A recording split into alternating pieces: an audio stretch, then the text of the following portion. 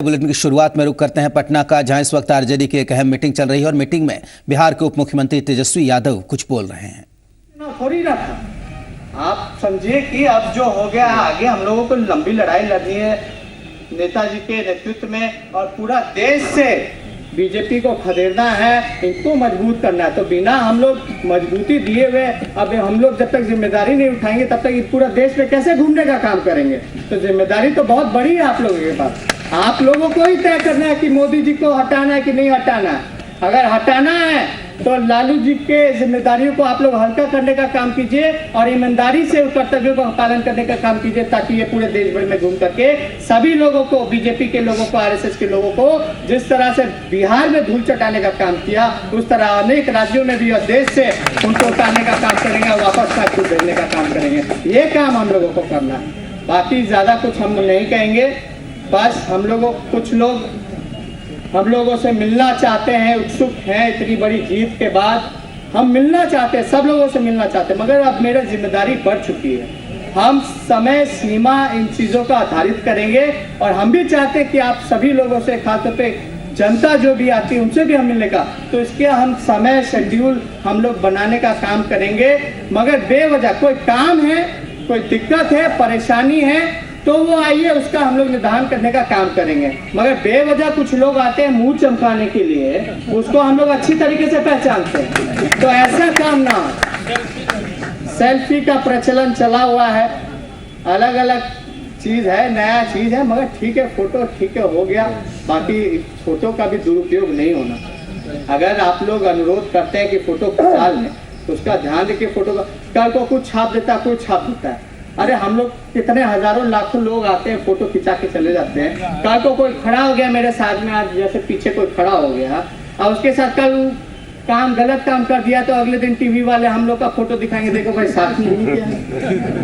तो इस तरह का काम नहीं होना चाहिए। पार्टी की मजबूती के लिए और छवि के लिए हम लोग काम करेंगे। और एक अनुरोध है, जिनको भी आप पूर्वे जी और जितने भी आप लोग नेता लोग, जितने लोग जिम्मेदारी जिन लोगों को आप लोग देने का काम कीजिएगा मेंबरशिप बैंक का, तो जो पर्ची जो छपता है, पर्ची में कभी भी मोबाइल नंबर का उपलब्धि का नहीं होता उसमें, तो उसमें एड्रेस तक रहता है। अगर अभी छपा है नहीं छपा वो नहीं जानते, मगर नीचे अगर कॉलम अगर पेन से भी अगर मोबाइल नंबर अगर लिख दिया जाए तो आने वाले चुनाव में भी उस चीज़ों को हम अपने डाटा में हम लोग रोक सकें। ये नहीं कि पर्ची कटा दिया कि मेंबर हो गया फिर भूल गए। हम उस चीज़ों को और भी उपलब्धि के ओर पे हम ले जाना चाहते हैं लोगों को। उसी में मतलब एक बार जो लोग जुड़ गया उसको जो इंटरेक्शन है वो लगातार उन लोगों से, उसके लिए हमारे पास माध्यम होना चाहिए। इसलिए हम चाहते हैं कि मोबाइल नंबर जितने लोग हो, अगर छपा हो नहीं छपा हो तो पर्ची में नीचे भी कलम से आप लोग लिख दीजिएगा मोबाइल नंबर, ताकि हम उस डाटा का रिकॉर्ड करें। 50 लाख टारगेट है, 50 लाख सोचिए अगर बन जाता है। बिहार का आबादी 10 से 12 करोड़ के बीच में है। शॉर्ट टाइम में बनना, बाकी जो भी है डाटा तो हमेशा काम आएगा। एक बार लोग जो जुड़ा है उसके लिए आगे भी वो जुड़ा रहे, उसकी हमारी विचारधारा उन तक पहुंचे, उनको हम लोग इन्वॉल्व करके रखें अपने पार्टी की मुहिम से। ये काम होना चाहिए। तो इसके लिए हम लोग आप लोगों से अपील करते हैं, इसका ध्यान दें और श्रद्धापूर्वक इस चीज़ों का आप लोग कार्य जो मिला इसको संपन्न करने का काम करें। इन्हीं चंद शब्दों के साथ हम अपनी बातों को खत्म करते हैं, समाप्त करते हैं। जय हिंद, जय राष्ट्रीय जनता दल।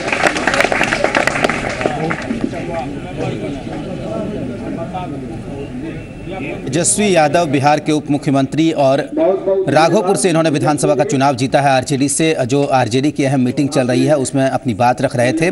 तेजस्वी ने साफ तौर पर बातें कही हैं, कुछ सुझाव भी दिए हैं कि कैसे संगठन को मजबूत बनाया जा सकता है, कैसे राष्ट्रीय जनता दल को आगे बढ़ाया जा सकता है। और उन्होंने साफ तौर पर सभी से कहा कि अगर सब कोई अपनी जिम्मेदारी समझेंगे तभी लालू प्रसाद बिहार से बाहर निकलकर बीजेपी के खिलाफ एक मुहिम में जुट सकेंगे, एक अभियान चला सकेंगे।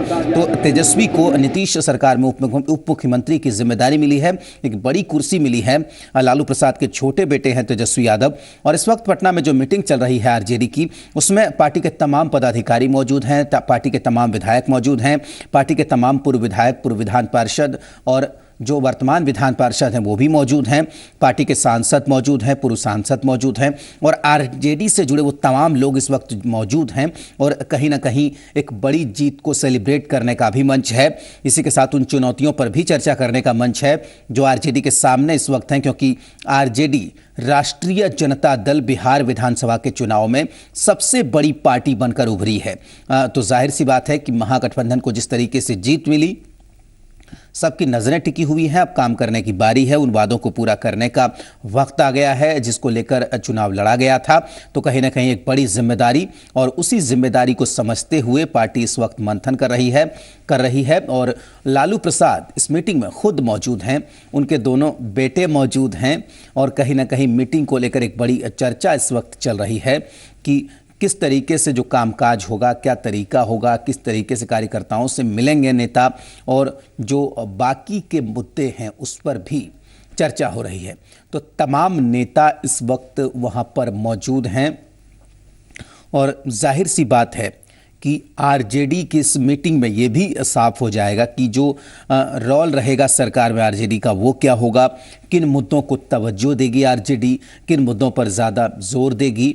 और जो तेजस्वी यादव ने जिस तरीके से कहा है कि संगठन के विस्तार को लेकर 50 लाख नए वर्कर जोड़ने का, यानी कि सदस्य जोड़ने का ये टारगेट लिया गया है इस मीटिंग में, तो 50 लाख सदस्य बनाने का और एक टाइम लिमिट के अंदर एक तय समय में 50 लाख सदस्य बनाने हैं, पार्टी को मेंबर बनाने हैं, नए मेंबर आरजेडी को। तो ये भी चुनौती है, उसको लेकर तेजस्वी ने अपने सुझाव भी रखे और आरजेडी की इस मीटिंग में और भी तमाम मुद्दों पर चर्चा हो रही है। लालू प्रसाद के दोनों बेटे वहाँ पर मौजूद हैं, दोनों मंत्री हैं बिहार सरकार में, पार्टी के और भी जो दूसरे मंत्री हैं वो भी वहाँ पर मौजूद हैं, पार्टी के वरिष्ठ नेता प्रेमचंद गुप्ता और भी तमाम दूसरे लोग वहाँ पर मौजूद हैं।